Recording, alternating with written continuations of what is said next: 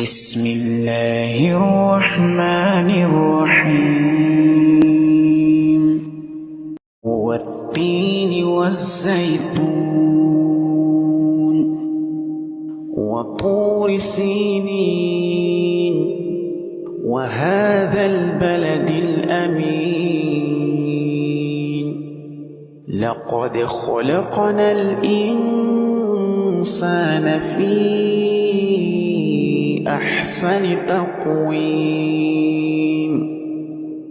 ثم رددناه أسفل سافلين إلا الذين